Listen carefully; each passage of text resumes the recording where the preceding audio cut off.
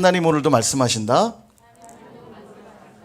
그 말씀이 오늘도 우리를 새롭게 하신다. 아멘. 그렇게 될 줄로 믿습니다. 아멘. 오늘은 다시 복음 앞으로 리스타트라는 제목으로 올 한 해 주신 표이기도 한데요, 이 말씀의 은혜를 나누길 원합니다. 지난 12월 한 달간 목회 목표가 무엇이었냐면 새 부대로 빚어지는 선일 공동체였습니다. 새 부대가 되어야만 새 포도주를 담을 수 있기 때문에 그런 표로 마지막 한 달을, 2021년 마지막 한 달을 새 부대로 준비되자고 그렇게 말씀을 드렸는데요. 예수님이 새 포도주는 새 부대에 담아야 한다는 이 말씀을 언제 하신 것이냐면, 세례 요한의 제자들이 예수님께 찾아와서 질문을 합니다. 우리와 그리고 바리새인들은 금식을 하는데 왜 당신의 제자들은 금식을 하지 않습니까? 이렇게 질문을 해요. 사실 랍비를 모시는 제자들은 당시에 이제 경건 생활들을 하는 것 중에 하나가 금식하는 일이었습니다. 근데 예수님의 제자들은 금식을 안 하는 거예요. 그러니까 좀 이상하니까 질문을 드린 겁니다. 그러자 예수님이 뭐라고 말씀하시냐면, 혼인집 손님들이 신랑과 함께 있을 때는 슬퍼하지 않는다. 그러나 신랑을 빼앗길 날이 오리니 그때는 금식하게 될 것이다. 이 말씀을 하신 후에 생배 조각을 헌옷에 붙이는 일이 없다, 이 얘기를 하세요. 왜냐하면 그렇게 되면 이 생배 조각, 새천이 오래된 기운 옷을 잡아당기기 때문에 옷이 찢어짐으로 그렇게 하지 않는다는 거예요. 그리고 이어서 하신 말씀이 새 포도주는 새 부대에 넣는다, 이 말씀이에요. 새 포도주를 낡은 부대에 넣지 않는데, 그 이유는 포도주는 이제 발효가 되잖아요. 그러니까 새 포도주를 붓고 발효가 되기 시작하면 이미 낡은 부대는 더 이상 신축성이 없기 때문에 터져버리니까 포도주도 버리게 되고 부대도 버리게 되니까 새 포도주는 반드시 새 부대에 넣어야 둘 다 보존이 되느니라. 이제 이 말씀을 예수님이 하신 거죠. 정리해보면 낡은 옷 그리고 낡은 부대로 설명한 게 뭐냐면 기존의 체제, 기존의 관습, 형식, 전통, 종교 행위들, 이런 것들로는 새 것을 담아낼 수 없다는 거예요. 이 새 것이 뭘까요? 진리를 말하는 거죠. 바로 예수 그리스도입니다. 이제 예수님이 메시아로 오신 이 사실을 받아들이기 위해선 너희가 이미 가지고 있었던 낡은 전통, 또 낡은 관습들, 이런 것들을 다 벗어버려야만 새로운 진리를 담을 수 있다고 주님이 가르쳐 주셨던 거죠. 그러므로 우리가 새 부대가 된다고 하는 뜻은 뭘까요?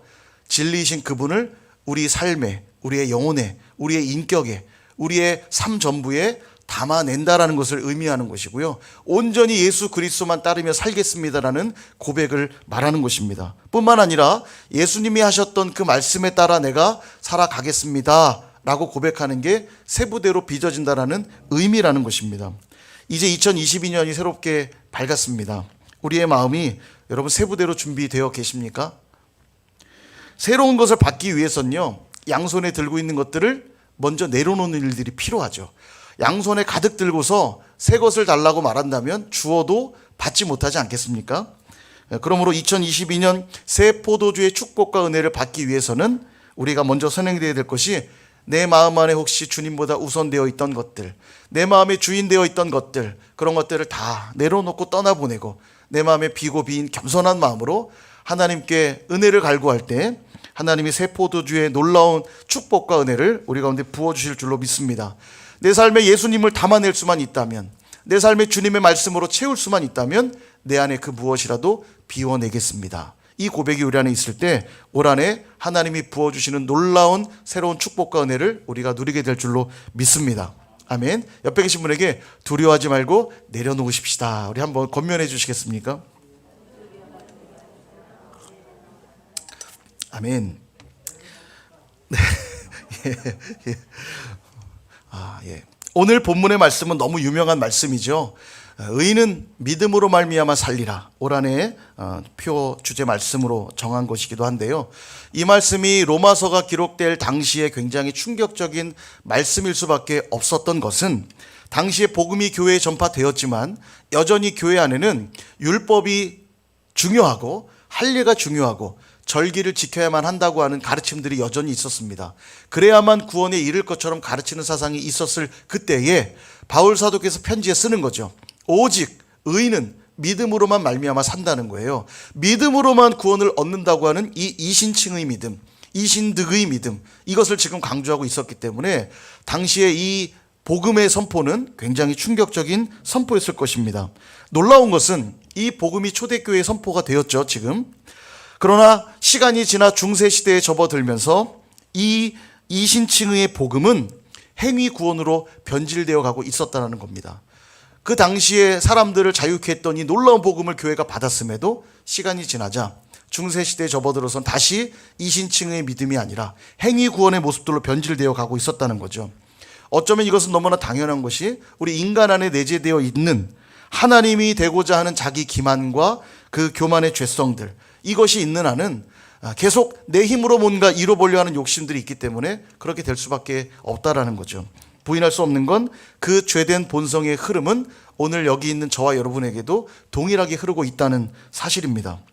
여러분, 이 중세시대의 이 암흑과 같은 시대에 한 사람이 분연히 일어났죠. 종교개혁이라고 하는 엄청난 일을 벌이게 됩니다. 우리가 잘 알다시피 당시 로마 교황청은 면죄부를 판매했잖아요.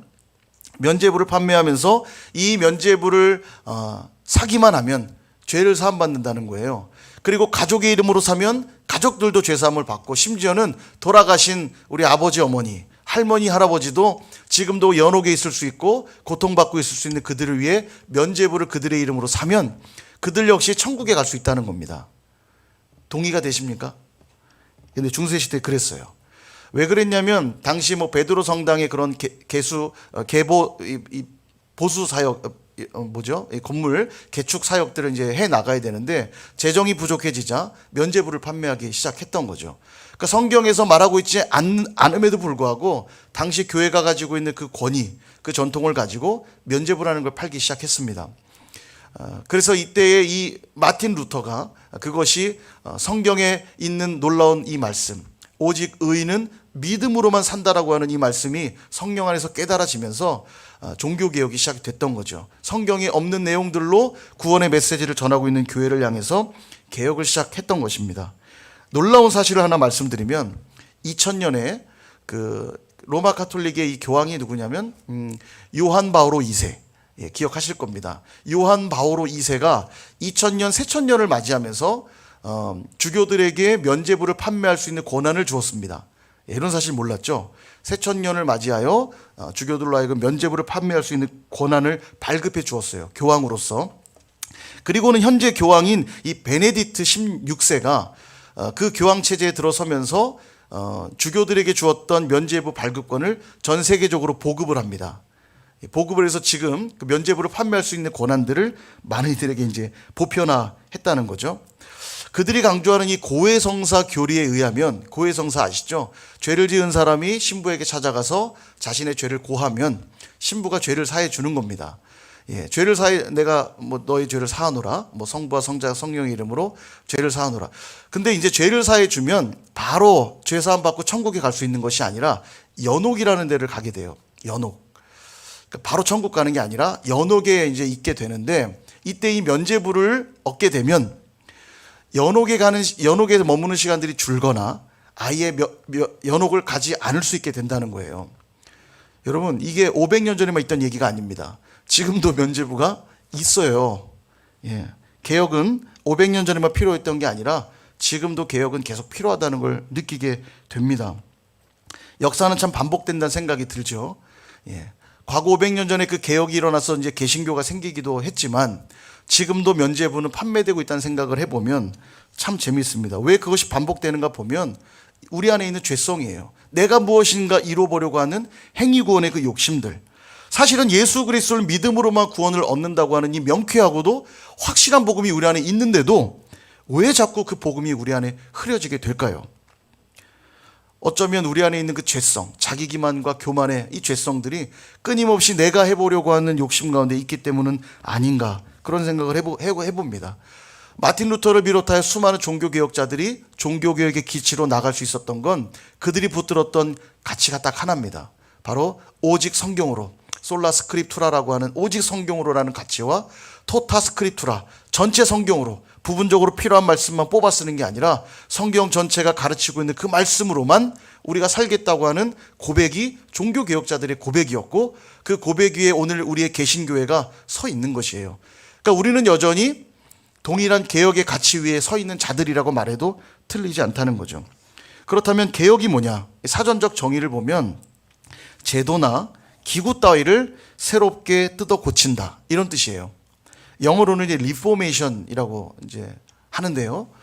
우리가 뭔가 이 기존의 체제를 바꾸는 것으로만 인식하기 쉬워요. 개혁 그러면 뭔가 기존의 걸 그냥 뜯어 고친다라고만 인식하지만, 리포메이션이라고 하는 이 영어를 보면 리라고 하는 다시라는 뜻을 가진 이 접두어와 포메이션이라고 하는 이 형태, 이 두 말이 결합돼서 나온 단어가 개혁입니다. 그러니까 개혁은 뭐냐면 리포메이션, 원래의 형태로 되돌아간다는 뜻이에요.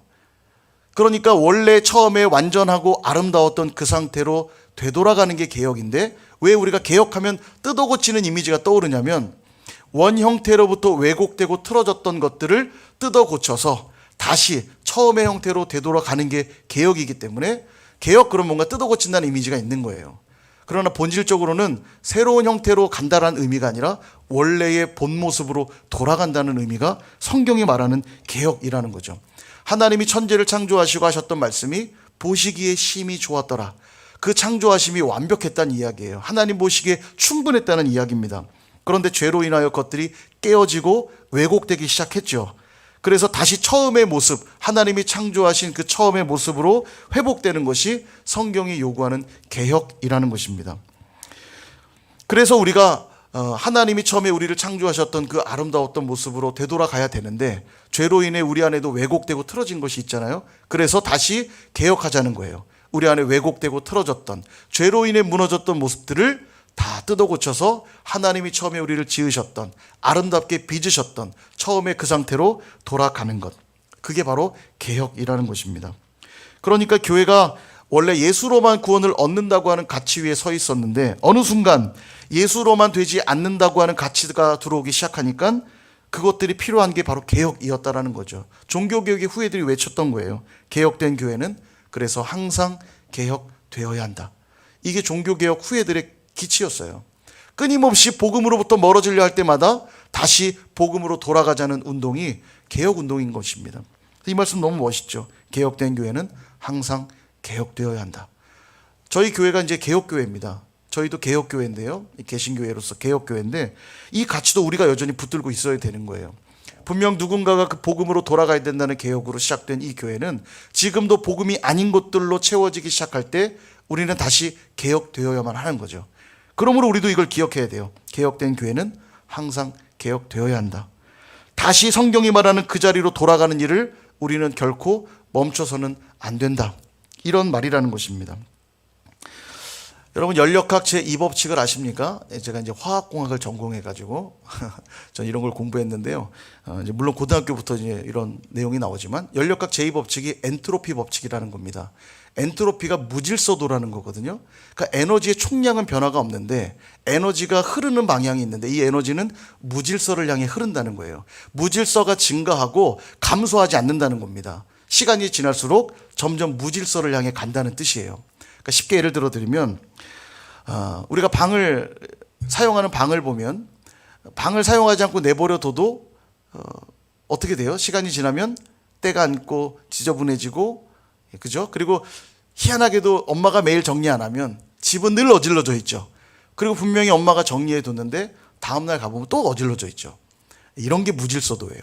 끊임없이 어질러지는 상태. 이게 무질서도입니다. 사람이 살던 집에 어느 순간부터 사람이 살지 않으면, 아무도 살지 않으니까 그 집의 형태가 유지될 것 같은데, 사람이 살지 않고 관리되지 않기 시작하는 순간부터 그 집이 흉가가 되기 시작하죠. 이게 이제 무질서도예요. 비유를 든다면 그렇습니다. 근데 우리 영혼도 동일합니다. 그냥 내버려 두면 시간이 지날수록 거룩해지고 순결해지는 것이 아니라 우리 안에 있는 죄된 본성이 끊임없이 우리를 순결하지 않고 거룩하지 않은 자리로 끌고 가는 것이에요. 그래서 매일매일 우리가 왜 말씀을 붙들고 기도해야 되냐면, 마치 방을 관리해야 방이 여전히 깨끗하고 집을 관리해야 좋은 집으로 유지되는 것처럼 우리의 영혼도 거룩하고 순결해지기 위해선 날마다 말씀과 기도로 거룩해지는 일들이 필요하다는 것입니다. 다시 말하면 오늘 저와 여러분이 매일매일 해야 될 일이 뭐냐면 개혁이라는 것이에요. 우리 안에 끊임없이 올라오는 죄성들, 복음이 아닌 걸로 살아보려고 하는 인간적인 노력들, 그것들이 올라올 때마다 다시 말씀과 기도를 붙들고 복음으로만 산다라고 하는, 예수 그리스도로만 내 삶을 채우겠다고 하는 개혁 운동으로 나아가야 된다라고 말할 수 있다라는 것입니다. 여러분, 관리하고 정돈하는 일에 많은 수고와 노력이 필요하죠. 그냥 되어지지 않습니다. 피곤할 수 있어요. 그러나 꼭 해야만 이루어지는 것처럼 우리의 영혼에도 또 우리의 교회 공동체에도 이 개혁을 위해서는 우리의 수고와 노력과 헌신이 반드시 필요해요. 그러니까 내가 아무것도 하지 않으면서 우리 교회 공동체가 새롭게 되기를 원하고 내 영혼이 더 나아지기를 기대한다면 헛된 기대가 될 수밖에 없다라는 이야기입니다. 그래서 저는 오늘 이 새해 첫 예배에 우리가 좀 굳은 결단들을 하나님 앞에 했으면 좋겠다고 그렇게 말씀을 드리고 싶어요. 오늘 전 두 가지로 복음 앞에 개혁되어야 될 것 두 가지를 말씀을 드릴 텐데요. 첫 번째는 전적 타락을 인정하는 것입니다. 전적 부패라고도 하죠. 로마서 3장 23절에 이런 말씀이 있습니다. 모든 사람이 죄를 범하였음에 하나님의 영광에 이르지 못하더니. 신앙의 시작은요, 바로 이 지점에서부터 시작을 합니다. 우리는 모두 다 죄인이라는 거예요. 모든 사람이 죄를 범하였음에, 바로 이 자리로부터 출발하는 겁니다. 그러므로 우리는 거룩하신 하나님 앞에 나아갈 수가 없는 거죠. 바로 이 죄로 인한 절망과 탄식이 있는 자들에게 복음은 복음일 수밖에 없는 거예요. 기쁜 소식일 수밖에 없는 겁니다. 나의 힘으로는, 나는 전적으로 부패한 존재여서 나의 노력과 힘으로는 도저히 하나님께 나아갈 수 없으나 하나님이 우리에게 주신 복음으로만 나아갈 수 있다는 사실을 깨닫게 될 때 우리 안에 기쁨이 생기게 되는 거죠. 지난 성탄 예배 때도 강조드렸지만 교회는 어떤 곳입니까? 은혜의 지배를 받는 곳이라고 말씀드렸잖아요. 은혜의 신학이 있어야만 되는 곳이 교회인데 시간이 지날수록 공로 신학이 점점 자리 잡기 시작합니다. 여러분, 100년 된 교회 이런 데 가보셨습니까? 가보면 100년 된 교회니까 100년만큼의 성숙함이 있어야 될 것 같은데 가보면 100년 된 자랑만 있습니다. 100년 되어서 자신들이 얼마나 많은 전통이 있고 자신들에게 얼마나 대단한 유업이 있는지를 자랑하는 모습만 남는 걸 보게 돼요. 가만 보면 먼저 신앙생활한 사람이 주인 되기 시작하고요. 좀 더 영향력 있는 직분과 사역을 맡은 자들이 주인 되기 시작하고 사회적으로 영향력 있는 사람이 교회 안에 들어와 주인 되기 시작합니다. 분명 교회는 은혜로 시작되었는데 은혜의 지배를 받아야 되는데 왜 자꾸 공로가 지배하기 시작하고 왜 자꾸 사람 냄새가 나기 시작할까요? 그 이유는 우리가 전적으로 타락하고 부패한 존재이기 때문입니다. 칼빈이 그래서 강조한 거예요. 우리 모두는 죄의 저주 아래 머물러 있는 존재이므로 전적으로 타락한 존재라는 것입니다.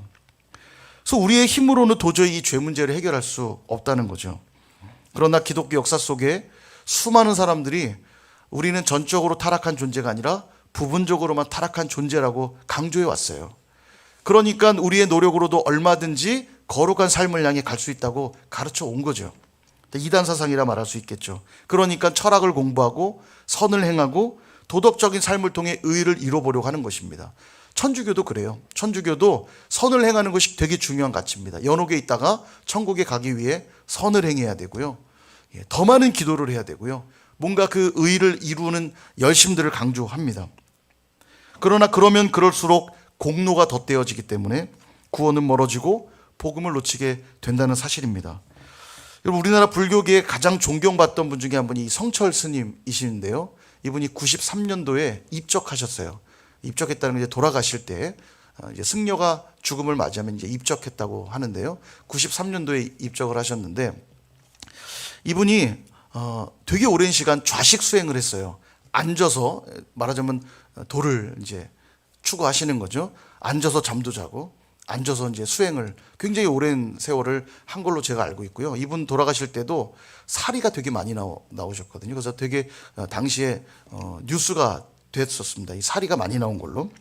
이분이 늘 무소유를 강조하면서 불교계뿐만 아니라 많은 사람들에게 굉장히 존경받던 그런 분이신데 이분이 돌아가시기 전에 열반송을 했는데요. 그 내용이 이렇습니다. 제가 좀 읽어드리면 생평기광 남녀군, 저기 해석이 지금 저기 들어있는데요. 일평생 남녀 무리를 속여 미치게 했으니 미천 죄업 과수미, 그 죄업이 하늘에 미쳐 수미산보다 더 크구나. 화람 아비 한 만단, 산채로 불의 아비지옥으로 떨어지니 한이 만갈래나 되는지라. 일륜 토홍 괴벽산, 한 덩이 붉은 애가 붉은 산에 걸렸구나. 이런 열반송을 이제 했어요.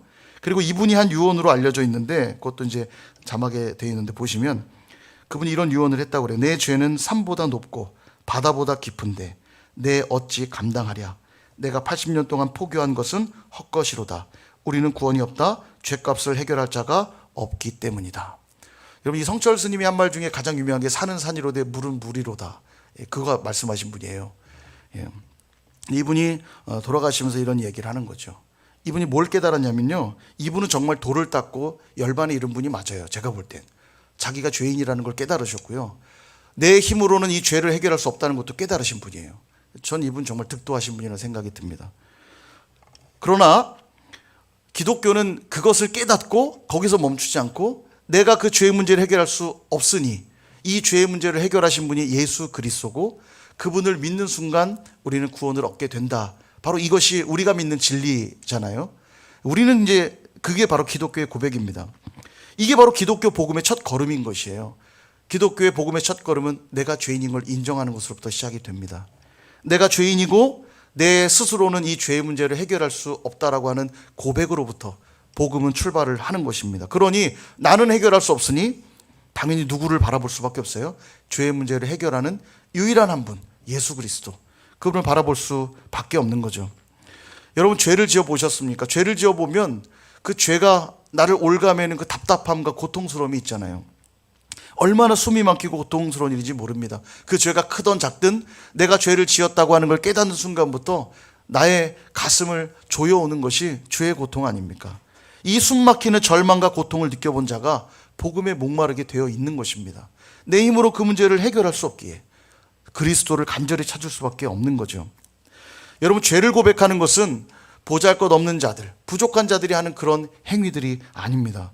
도리어 성숙하면 성숙할수록 죄를 고백하게 되죠. 디모데전서 1장 15절에 보면 바울 사도는 이런 고백을 합니다. mit보다 모든 사람이 받을 만한 이 말이요, 그리스도 예수께서 죄인을 구원하시려고 세상에 임하셨다 하였도다. 죄인 중에 내가 괴순이라. 여러분, 복음 전도자요, 기독교의 핵심 교리를 정리한 사람이 바울 사도입니다.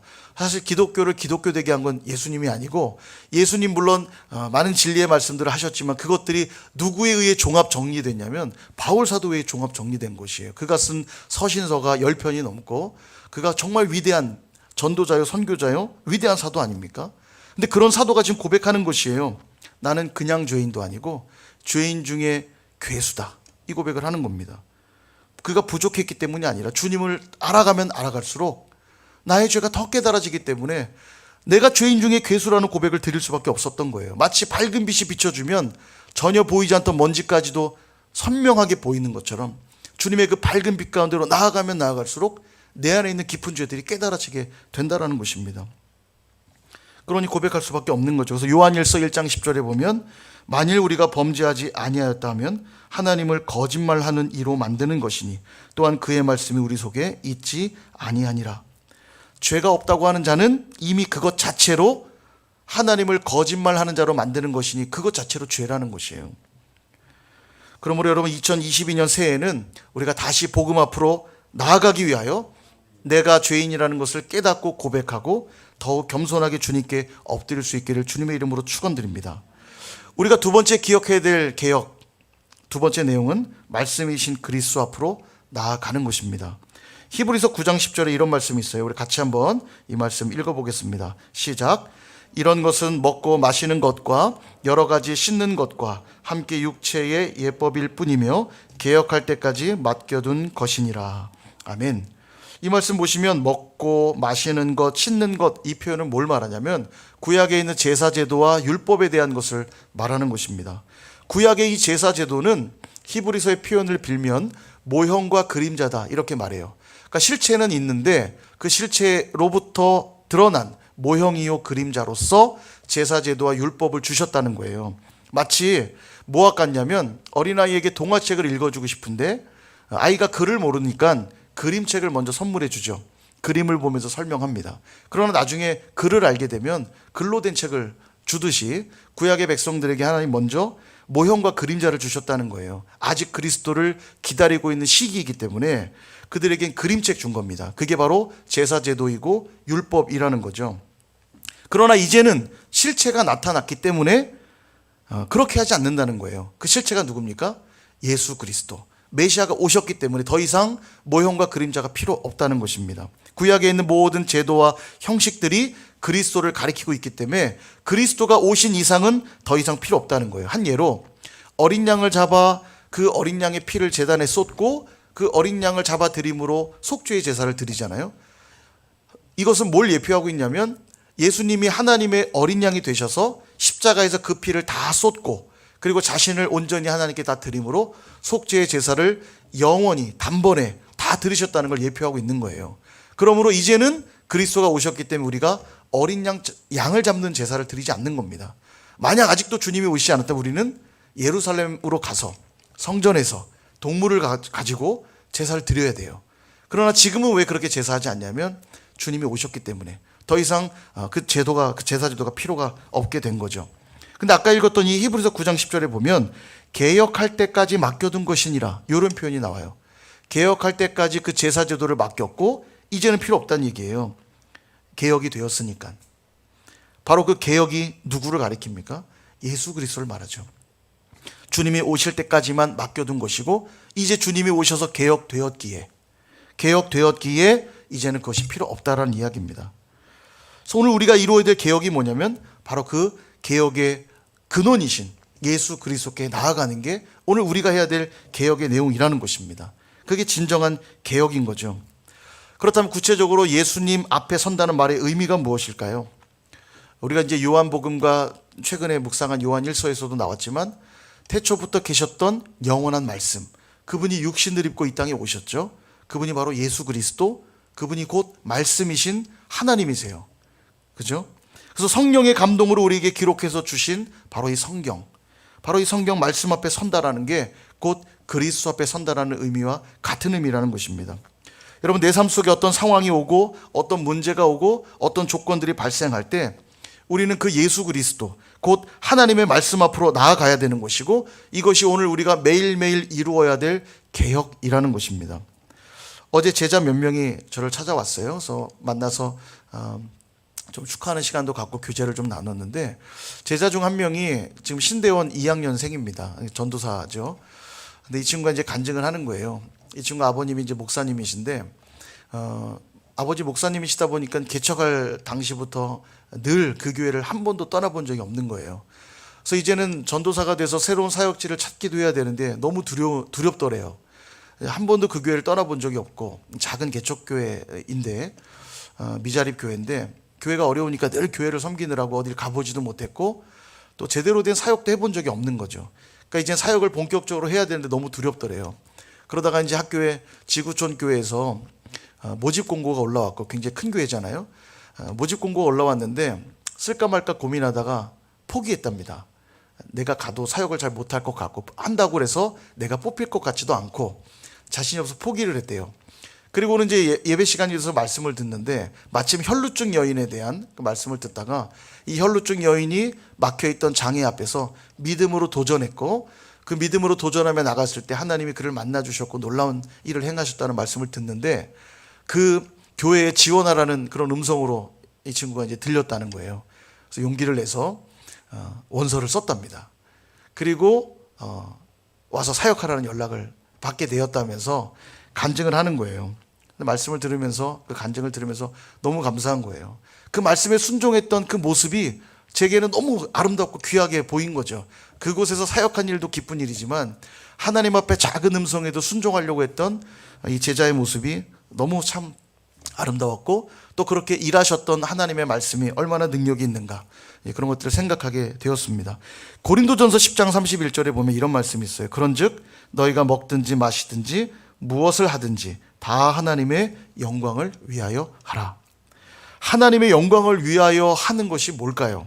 여기 보면 먹든지 마시든지 무엇을 하든지 라고 하는 것은 삶의 모든 영역을 가리킵니다.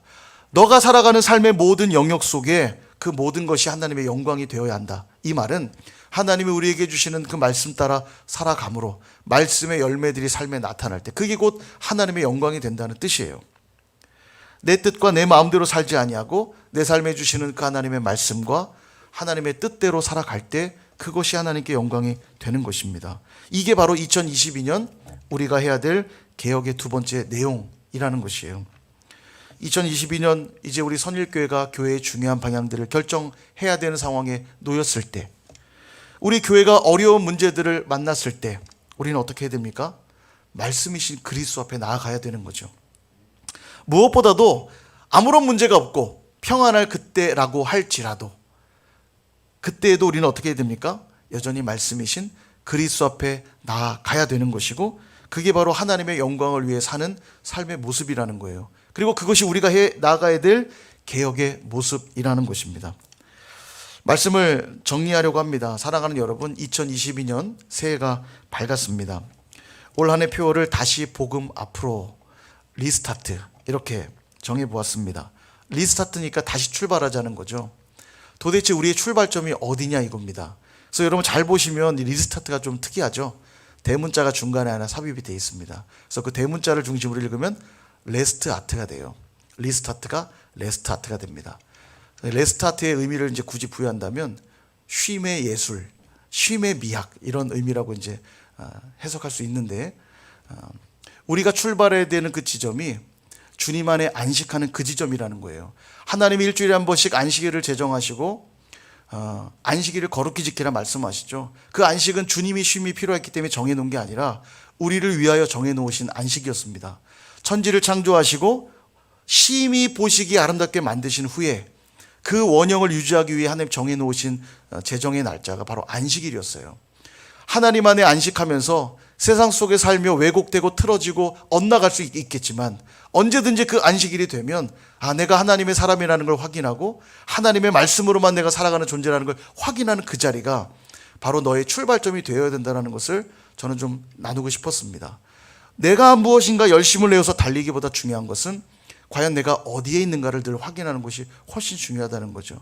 내가 오늘도 주님의 품 안에 거하고 있는가, 주님의 말씀 안에 거하고 있는가, 주님의 임재 안에 거하고 있는가, 이걸 늘 확인하는 것이 오늘 우리가 늘 출발해야 될 지점이라는 것이고, 언제든지 그 지점에서 벗어나 있을 땐 개혁해야 된다는 것이에요. 다시 그 지점으로 돌아오기 위해 개혁해야 된다는 것입니다. 그래서 오늘 저는 두 가지를 기억하라고 말씀을 드린 거죠. 첫째, 전적으로 나는 타락하고 부패한 존재여서 나의 힘으로는 할 수 없다는 걸 인정하라는 것입니다. 그럼 겸손해지겠죠. 여러분, 죄인이 재판장한테 함부로 따져 물을 수 있겠습니까? 자기가 재판장인 것처럼 행할 수 있겠습니까? 못하죠. 죄인이 죄인을 향해 또한 판단할 수 있겠습니까? 역시 불가능할 것입니다. 죄인이 죄인을 미워할 수 있습니까? 그럴 수 없죠. 어려서 부모님께 큰 잘못을 해서 동생하고 막 다툰 일로 문 밖으로 쫓겨난 적이 있습니다. 두렵죠. 크게 혼난 것도 두려운데 나가! 그래서 집 밖으로 나올 얼마나 두렵습니까? 밖으로 나갔는데 너 때문이야. 네가 까불어서 그래. 그러고 막 나가서 싸우겠어요? 안 싸웁니다. 나가서 그 부모님과의 어떻게 하면 이 관계를 회복할까에 대한 염려 때문에 도리어 동생을 위로하고, 그리고 서로 내가 미안해, 내가 미안해, 둘이 하나 돼서 어떻게 하면 우리 부모님 마음을 용서를 구하고 회복할까, 이 고민하기 시작하죠. 여러분, 그게 죄인된 자들의 마땅한 모습이에요.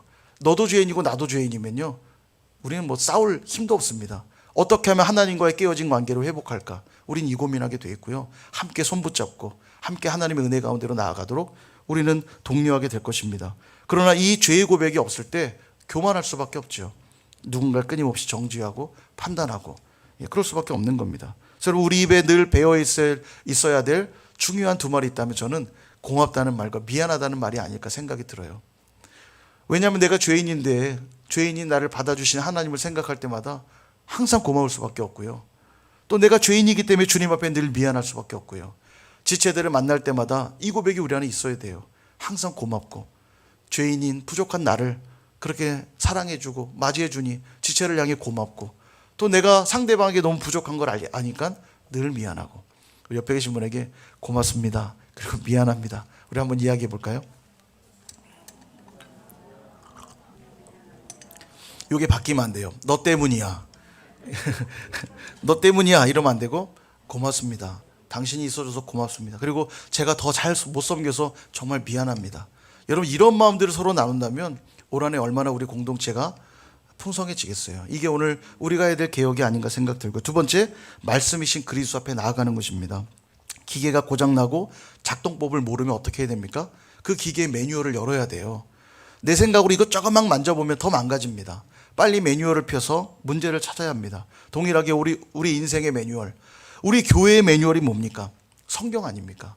늘 성경 앞으로 가야 돼요. 오늘 나의 영혼이 어디로 가야 될지 성경을 통해 물어야 되고, 우리 교회가 어디로 가야 될지 말씀을 통해 물어야 합니다. 그래서 올해는 수요일마다 수요 성경 공부를 좀 하려고 그래요.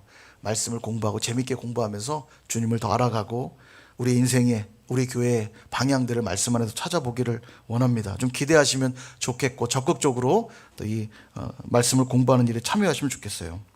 우리가 다시 말씀 앞으로 나아갈 때 우리는 그 말씀을 통해 그리스도를 만나게 될 것이고, 그 말씀을 순종할 때 우리는 하나님의 영광을 드러낼 수 있게 될 줄로 믿습니다. 2022년 다시 복음 앞으로 우리가 나갈 것입니다. 이 놀라운 개혁에 저와 여러분 모두가 동참하여서 올 한 해 하나님의 영광을 온전히 드러내는 선일의 모든 지체들이 다 되시기를 주님의 이름으로 축원드립니다.